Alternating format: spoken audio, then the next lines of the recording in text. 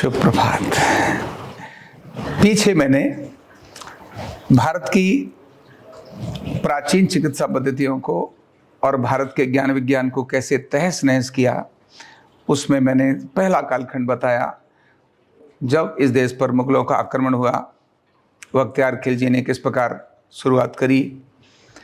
इसके बाद फिर अंग्रेजों का कालखंड आया और उस समय मैकाले ने भारत में योजनाबद्ध तरीके से एक शिक्षा व्यवस्था लागू की, चिकित्सा लागू की और भारत के लोग कैसे अपने ज्ञान और विज्ञान को भूल जाएं, इसके लिए एक बड़ा प्रयास किया।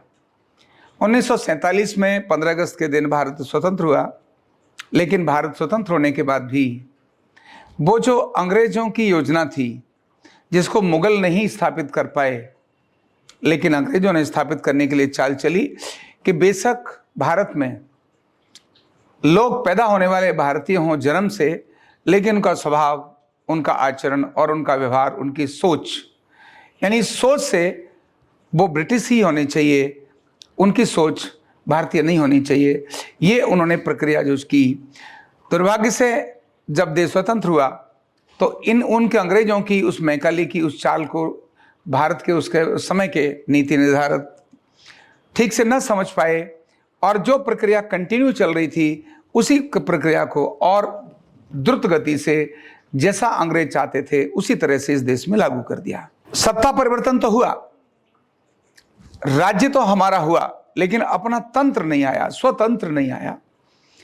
और चिकित्सा और शिक्षा दोनों ही और अधिक गहरी मैकाले की शिक्षा थे, ओतप्रोत होती चली गई और कैसा भयंकर रूप आगे प्रकट होने लगा कि भारत में पैदा होने वाला शिक्षक वो स्वयं होकर उसका प्रतिवादी बन गया, उसका पक्षधर बन गया और वही बातें बोलने लगा। भारत में रहने वाला चिकित्सक जिसके घर में नाभि के बारे में पता था कि नाभि ठीक होती है, घर में धरण कुछ गड़बड़ होती है और धरण कुछ चीज होती है, योग कुछ होता है, ध्यान और प्राणायाम कुछ होता है, इस सब के विरोध करने वाले बड़ी संख्या में लोग यहाँ हो गए। सारे विरोध करते थे ऐसा नहीं, सारे शिक्षक हो गए ऐसा नहीं, लेकिन बड़ी संख्या में इस प्रकार के लोग यहाँ हो गए। और भारत सरकार की योजना के अंतर्गत मैकाले ने जिस चिकित्सा पद्धति को, अंग्रेजों ने जिस चिकित्सा पद्धति को राजकीय चिकित्सा का दर्जा दिया था, स्वतंत्र होने के बाद भी वही चिकित्सा पद्धति भारत की राजकीय चिकित्सा पद्धति ही रही। और उसके कारण से सेना में डॉक्टर्स की भर्ती, सैनिक जो सरकारी कर्मचारी हैं उनके अंदर भी सैनिक की उसकी व्यवस्था, जिसको CGHS के नाम से, स्कीम के नाम से शुरू हो गया, सेना में भी शुरू हुआ।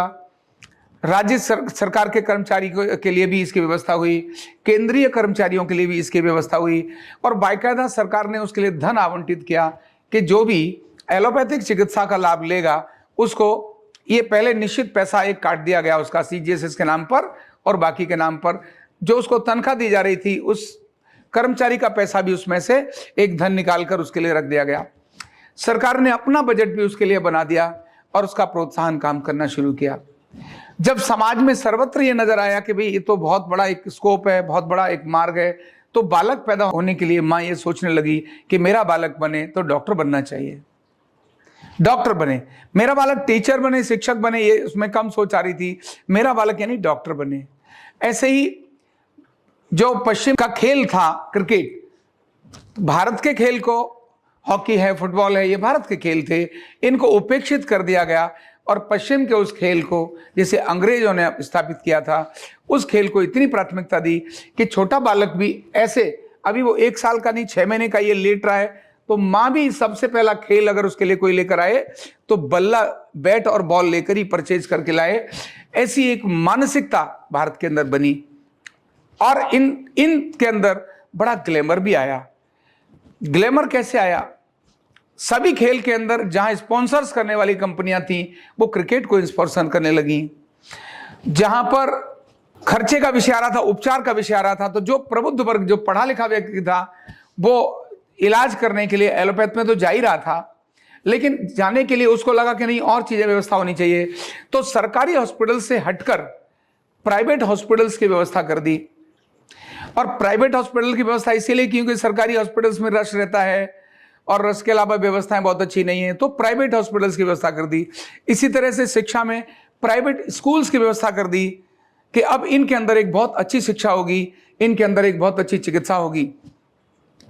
शिक्षा और चिकित्सा दोनों का आलम आगे चल के इतना बिगड़ गया कि जो प्राइवेट है वो कॉमन मैन की रीच से ऊपर निकल गया, चाहे वो हॉस्पिटल हो चाहे वो स्कूल हो। और सरकार के अंदर नीति निर्धारण में आने वाले बहुत सारी जो जॉब थी वो सरकारी स्कूल्स के बच्चे ही आ रहे थे, लेकिन सुविधाएं देखने के कारण हर व्यक्ति विकास और उन्नति का मापदंड उन्हीं से देखता था और उनके अंदर अपनी एंट्री कराना शुरू किया। और स्कूल का क्या आलम हो गया था ये तो हम सब जानते हैं कि स्कूल, सारे स्कूल तो नहीं लेकिन बड़ी संख्या में स्कूल शिक्षा की जगह पर लूट का आधार बन गए। एक कॉपी, अभी मैं देख रहा था जी न्यूज में, एक कॉपी की कीमत 30 रुपए है, उसको एक विद्यालय 300 रुपए की बच्चे से अनिवार्य रूप से ले रहा है। अब बच्चे से 300 रुपए की ले रहा है, मजबूरी है कि बच्चे को स्कूल से लेनी पड़ेगी। यानी कैसा एक व्यवसायीकरण हो गया, शिक्षा का व्यवसायीकरण हो गया, और जिसके कारण से शिक्षा में अंतर आ गया। शिक्षा जो चरित्र निर्माण का कारण बननी चाहिए थी वो अपने स्थान से भटक गई। जो मैकाले चाहता था वही सेम चीज स्वतंत्र भारत में घटने लगी। और इसी प्रकार से स्वास्थ्य का हाल ऐसा हो गया। प्राइवेट स्कूल्स, प्राइवेट हॉस्पिटल इसीलिए स्थापित किए क्योंकि सरकारी स्कूल जो थे एक लिमिट तक हो रहे थे, तो लगा प्राइवेट लोग अपना फंड लगाएंगे तो जो एक बड़ा अच्छा तंत्र खड़ा हो जाएगा। इसीलिए चिकित्सा को प्राइवेट की तरफ लेकर गए, और चिकित्सा जब प्राइवेट में गई तो वहां एक बड़ा महंगा उसका खर्चा आने लगा। अभी हॉस्पिटल्स को डॉक्टर्स भी चाहिए तो प्राइवेट पढ़ाने वाले मेडिकल कॉलेज भी खोले। अब जहां मेडिकल कॉलेज की फीस अगर 1-2 लाख 3 लाख रुपए होती तो कोई भी बालक 4 साल 6 साल में 3 लाख 5 लाख रुपए पढ़ाने में उसको कोई दिक्कत नहीं थी। लेकिन जब 50 लाख रुपए और 1 करोड़ रुपए एक बालक अपनी पढ़ाई के लिए अब खर्च कर रहा है, माँ बाप कहीं से भी पैसा लेके खर्च कर रहा है, तो उस खर्चे को मीट आउट करने के लिए उस बालक के ऊपर ये प्रेशर है कि मैंने 1 करोड़ रुपए लिया था, अभी 8 साल के अंदर वो 2 से 3 करोड़ रुपए हो गया। अब पहले मुझे मेरे बाप का कर्जा पटाना है, उसके लिए मुझे एनी कॉस्ट पैसा चाहिए। और तभी उसका यूज प्राइवेट हॉस्पिटल्स ने किया और डॉक्टर्स को ठेका उठाना शुरू कर दिया कि भाई ठीक है, तुमको इतने केस रोज लेकर आने। वो पैसा एक जो चिकित्सा की सेवा का कारण बनना चाहिए था, उसमें बड़ी तादाद में मजबूरी का फायदा उठाया। वो डॉक्टर जो बालक तैयार हुआ था, अभी उसने बहुत पढ़ाई की, 8 साल की मेहनत की, उसने करोड़ रुपए उसने लगाया। लगाने के बाद वो सेवा कैसे कर सकता है? कर ही नहीं सकता। क्यों? या तो किसी ने उसको दे दिया, ले भाई बेटा तेरे लिए मैं देता हूं, तू पढ़ाई कर सेवा करियो, ऐसा तो नहीं है। वो पिता और माता अपना क्या क्या करके उस बालक को डॉक्टर बनाने के लिए तैयार करते हैं। और जब करोड़ रुपए उस पर खर्च होगा और करोड़ों उससे ज्यादा उसकी ब्याज हो जाएगी, वो अपना घर परिवार सारा उसका लुट गया, अब वो क्या करेगा? क्या सेवा कर सकता है? बहुत मुश्किल होगी सेवा करना। इसका फायदा प्राइवेट हॉस्पिटल्स ने उठाया और उठाने के कारण से वो चिकित्सा का तंत्र एकदम दूसरी तरफ बदल गया। अनावश्यक, कुछ लोगों ने अनावश्यक सर्जरियां भी करना शुरू करी। अनेक सारे इसके रिपोर्ट्स, अनेक सारे चैनल्स पर इसके व्याख्यान मिलते हैं। यानी चिकित्सा और शिक्षा दोनों स्वतंत्र भारत में भी उसी पैटर्न को फॉलो कर रहे थे जो अंग्रेजों ने स्वतंत्रता से पहले इस देश के लिए नीति निर्धारण किया था। परिवर्तन इस दिशा में नहीं आया। और इसी तरह से जहां सरकारी में, केवल प्राइवेट में नहीं, सरकारी में भी पैटर्न का, प्रशिक्षण का तरीका भी वही हो गया। और जब धंधा बनता है, व्यवसाय बनता है, तो ऐसे लोग भी उसमें आते हैं जो मौके का फायदा उठाना चाहते हैं। अच्छी कंपनियां जो बहुत उत्तम क्वालिटी की मेडिसिन बनाती थी, उन्हीं के रूप में नकली मेडिसिन दूसरों ने कमाने के चक्कर में लगाना शुरू कर दिया। अभी जिसने नकली और असली में अंतर देखना कठिन, वो डॉक्टर कैसे डिसाइड करे कि ये ओरिजिनल दवा है, ये नकली दवा है? नाम भी सेम आ रहा है, उसके अंदर सारी चीजें सेम आ रही हैं, लेकिन जैसे वो औषधि उसको दी जा रही है तो वो व्यक्ति और अधिक रोगी होता चला जा रहा है। और इन सबके चलते चलते पारंपरिक विज्ञान को पीछे ही रखा। न आयुर्वेद विकसित हुआ, न होम्योपैथ विकसित हुई, न सिद्धा विकसित हुआ, न और जितनी सारी चीजें थी, ये पूरे 50 वर्ष इनका विकास अवरुद्ध कर दिया गया। क्यों? प्राइवेट सिस्टम जब आया तो उसने इन सब चीजों के लिए नेगेटिव इंफॉर्मेशन देना शुरू कर दी और कहा कि नहीं, ये तो अनसाइंटिफिक हैं, क्यों? ऐसे कुछ लोग, सब लोग नहीं, ऐसे कुछ लोग, क्योंकि विज्ञान और चिकित्साएं सारी अच्छी हैं, इसमें खराब नहीं, लेकिन उसमें काम करने वाले लोग जब स्वार्थ को लेकर आ जाते हैं तो दूसरों को एंट्री करने से पहले रोक देते हैं। और इसीलिए इन सब लोगों को कहा नहीं, इनका कोई भी वैज्ञानिक मापदंड नहीं है, इनके ऊपर कोई केस स्टडी नहीं है। हजारों वर्षों से इस देश के अंदर प्रैक्टिस होने वाला आयुर्वेद भी, उसके अंतर्गत भी यही कर दिया गया कि नहीं, ये साइंटिफिक नहीं है, इनके ऊपर कोई टेस्ट नहीं है, इसीलिए सर्जरी नहीं कर सकते, इसीलिए क्रिटिकल केसेस को नहीं दे सकते। इवन सुप्रीम कोर्ट तक इसकी पिटीशंस भी स्वार्थी कुछ लोगों ने डालना शुरू कर दी। भारत का तंत्र भी, सोचने वाले भी लोग, जो पढ़ा लिखा व्यक्ति था वो जो पढ़ गया, वो पढ़ा भारतीयता नहीं पढ़ा, उसने वही मैकाले ने जो सोचा था वही पढ़ा। कैसे उसको भारत के प्रति ज्ञान आता, स्वाभिमान आता? वो नाभि को महत्व नहीं देता था, वो योग प्राणायाम को महत्व नहीं देता था, वो भारत की अन्य चिकित्साओं को महत्व नहीं देता था। वो सीधा, जब बड़ा व्यक्ति कोई आचरण करता है, छोटे लोग उसी का आचरण करते हैं। जो सामान्य घर परिवार के लोग, समाज के लोग भी उसी का आचरण करते हैं जो उनके अंदर प्रबुद्ध व्यक्ति आचरण करता है। तो जो प्रबुद्ध व्यक्ति बच्चों को पढ़ा रहे थे, अपने उपचार करा रहे थे, सब लोग उधर जा रहे थे। इसीलिए भारत के ज्ञान और विज्ञान को उपेक्षित किया। मेडिकल का चिकित्सक ही आयुर्वेद, यूनानी, सिद्धा में होने वाले रिसर्च पर, जबकि उसको उसका ज्ञान नहीं है, मेडिकल का चिकित्सक, उसको आयुर्वेद का ज्ञान नहीं है, होम्योपैथ का ज्ञान नहीं है, लेकिन उनके लिए उस मापदंड को, पैरामीटर्स को तय करने का काम कि ये साइंटिफिक है कि नहीं है, ये एक मेडिकल डॉक्टर करेगा। ऐसी एक सोच भारत में विकसित हुई। आयुर्वेद के अंदर, आयुर्वेद अपने आप में एक सिस्टम है, लेकिन आयुर्वेद के नीति निर्धारण का काम करने वाला व्यक्ति भी आयुर्वेद का नहीं होगा, ऐसा इस देश के अंदर इतिहास में आया। जब एक सोची साजी चाल के तहत ये प्रक्रिया आएगी तो आयुर्वेद, यूनानी, सिद्धा, होम्योपैथी कैसे विकसित होंगे? इसीलिए 50 वर्ष से अधिक समय हो गया इन विज्ञानों को उपेक्षित होते होते होते होते होते बहुत लंबा समय इनको उपेक्षित होते हो गया। तब तक देश बहुत पिछड़ चुका था, तब तक एक पीढ़ी की पीढ़ियां बदल गई थी। जो लोग इस प्रैक्टिस को करते थे आयुर्वेद की, उनके अंदर भी ग्लानि आने लगी, उनको ही आने लगा कि मैं किसी कारण से मैं BA MS इसीलिए करूं जिससे कि मैं एलोपैथ की मेडिसिन दे पाऊं।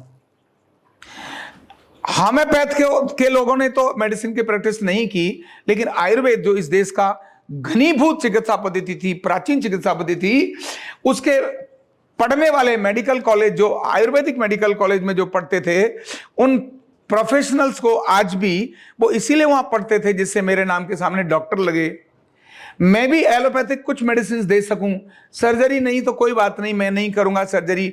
उसने नाड़ी देखना छोड़ दिया। एलोपैथ की मेडिसिन, मैं ऐसे कितने प्रैक्टिशनर्स को जानता हूं जो आयुर्वेद की पढ़ाई करने के बाद एलोपैथ की मेडिसिन ही केवल देते हैं। ये ग्लानि ही है। कभी कोई एलोपैथिक डॉक्टर, लिव 52 को छोड़ करके एलोपैथिक डॉक्टर्स ने कभी भी आयुर्वेदिक या होम्योपैथिक मेडिसिन को रिकमेंड नहीं किया। योग और प्राणायाम को, अभी की बात अलग है, ये 2000 के बाद की बात अलग है, 2000 से पहले की बात कर रहा हूं। 2000 से पहले कभी किसी ने आयुर्वेद या होम्योपैथ या यूनानी सिद्धा को रिकमेंड नहीं किया। वो सिर्फ और सिर्फ यही कहते थे, इसके अलावा और कुछ नहीं। होम्योपैथ वाले और आयुर्वेद वाले व्यक्ति ने, क्योंकि ये सभी को साथ लेके चलने वाले लोग थे, इन्होंने कहा कोई बात नहीं, एलोपैथ भी ले लो, हमारी भी ले लो, लेकिन इनमें ग्लानि का भाव इतना तगड़ा आ गया कि ये उससे निकलने के लिए तैयारी नहीं थे। जो मैकाले ने जिस पद्धति को लागू किया था, इस देश के अंदर इतना भयंकर हालत ये हो गया। और तो और जब इसके अंदर कंपनी आई तो उन्होंने रिसर्च के नाम पर केवल बीमारियों को ढूंढा। इसीलिए 1947 में जितनी बीमारियां होंगी, अरे संतति तो हजारों वर्षों से देश दुनिया में चल रही है, जितनी डिजीज 1947 से पहले थी उससे अनेक गुनी बहुत ज्यादा, 1500 गुनी ज्यादा बीमारियां इन 1947 के बाद निकल कर आ गई। ईज को ढूंढा गया, बीमारियों को ढूंढा गया, समाधान को नहीं ढूंढा। ये किसी चाल के अंतर्गत आया। और बिल्कुल भारत के वही लोग जो चिकित्सक हैं, भारत के हमारे जिनके घर में देशभक्ति की ज्वाला जलती रही, ऐसे लोग जो बड़े सांस्कृतिक हैं, उनका बालक भी जब इसी प्रक्रिया में गया तो वह भी वही कह रहा था जो मैकाले ने कहा। अच्छे भले परिवार का बालक भी जब मेडिकल में बनता है तो वो भी कहता है नाभि क्या होती है, वो प्रश्न करता है क्यों? उसको नाभि का ज्ञान तो आया नहीं, आयुर्वेद का ज्ञान तो आया नहीं, उसको एलोपैथ का ज्ञान आया, इसलिए बहुत सुपरिटी और इन्फिनिटी कॉम्प्लेक्स में परिवर्तन आ गया। एलोपैथ जगत में जीने वाले लोग सुपरिटी कॉम्प्लेक्स के अंदर आ गए और अन्य सभी जगत के लोग इन्फिनिटी कॉम्प्लेक्स में आ गए। जो पहले ही हार गया वो जीतने की तरफ चलेगा कहां? और वह व्यक्ति जो सुपरिटी कॉम्प्लेक्स में है वो अल्टीमेटली उसका जीन तो भारतीय है, लेकिन क्योंकि उसका प्रशिक्षण ऐसा हो गया बड़ी तादाद में, वहां उसकी प्रस्तुति वैसी ही हो गई। और इस पर नीति निर्धारण के लिए जो सरकारें थी उन्होंने कोई प्लान नहीं किया, वो जो प्लान था वही कंटिन्यू होता गया। इसीलिए भारत का यह एक डार्क इतिहास, काला अध्याय हम सब युवकों को देखने की आवश्यकता है। हमें यह समझने की आवश्यकता है कि किस किस प्रकार से भारत में भारतीयता को, भारत की संस्कृति को, भारत के ज्ञान विज्ञान को एक योजनाबद्ध तरीके से ढाया गया और उसको ढाने के पीछे प्रशिक्षित होने के बाद भारत के लोग ही बिल्कुल वैसे ही हो गए जैसा मैंने बोलता हूं। जलियांवाला कांड, गोली चलाने वाले भी भारतीय थे और मरने वाले भी भारतीय थे। केवल एक ऑर्डर देने वाला व्यक्ति जनरल डायर वो अंग्रेज था। मरने वाले कौन? भारतीय। और मरने वाला कौन? भारतीय। उस ऑर्डर देने वाला केवल, इसीलिए मैकाले की वो पद्धति ने भारत के अंदर हजारों हजार डिसीज को ढूंढा, बीमारियों को ढूंढा, समाधान को नहीं ढूंढा। लेकिन अब यह समाधान ढूंढने का वक्त है, भारत के असली स्वास्थ्य का वक्त है, क्योंकि दुनिया बदल रही है, भारत को भी बदलना ही है और भारत बदल भी रहा है। अब भारत का प्राचीन ज्ञान और विज्ञान फिर से उदय हो रहा है। जब ये ज्ञान और विज्ञान उदय हो रहा हो तब हमारी युवा को, हमारे युवकों को, हमारी संतानों को अपने प्राचीन इतिहास को जरूर देखना चाहिए, क्योंकि इतिहास को देखने के बाद भविष्य की योजना और उसमें सावधानियां हमारे समक्ष आती हैं। अगर हमने इतिहास नहीं देखा, केवल और केवल भविष्य में आगे बढ़ते रहे तो वह सेम चीज फिर से हम रिपीट कर देंगे। इसलिए वो चीज रिपीट ना हो, इसके लिए बहुत आवश्यक है इतिहास का भी, दोनों प्रकार के इतिहास, गौरवशाली इतिहास भी और ऐसा इतिहास भी जो हमारे लिए डार्क एरिया में आता है, उसका इतिहास भी हमारी इन पीढ़ियों को अध्ययन करना और जानना बहुत जरूरी है। तभी यह भारत फिर से दुनिया के अंदर जिस तरह से ग्रोथ करता चला जा रहा है, फिर से दुनिया का मार्गदर्शक और विश्वगुरु बनकर के तैयार होगा। अभी मैंने आपको बताई कुछ चीजें। अभी इस पूरे देश के अंदर वर्तमान में क्या स्थिति है, ये मैं आपको अगली बार बताऊंगा कि किस प्रकार भारत की अपनी चिकित्साएं फिर से प्रस्तुत हो रही हैं, किस प्रकार वो अपने देश का ही नहीं दुनिया के कल्याण का, आरोग्य का और एजुकेशन का, शिक्षा का एक बड़ा मापदंड बन सकती हैं, किस प्रकार से वर्तमान की स्थिति से आगे निकल करके जाना है, इसका और एक चित्रण मैं आपके सामने रखूंगा। बहुत बहुत धन्यवाद। न्यूरोथेरेपी का कंप्लीट कोर्स सीखने के लिए जुड़िए हमारे ऑनलाइन ट्रेनिंग प्रोग्राम से और जानिए करीब 100 बीमारियों का इलाज बिना दवा और बिना मशीन के। इस न्यूरोथेरेपी ऑनलाइन ट्रेनिंग प्रोग्राम से आप घर बैठे बन सकते हैं गवर्नमेंट सर्टिफाइड न्यूरोथेरेपिस्ट।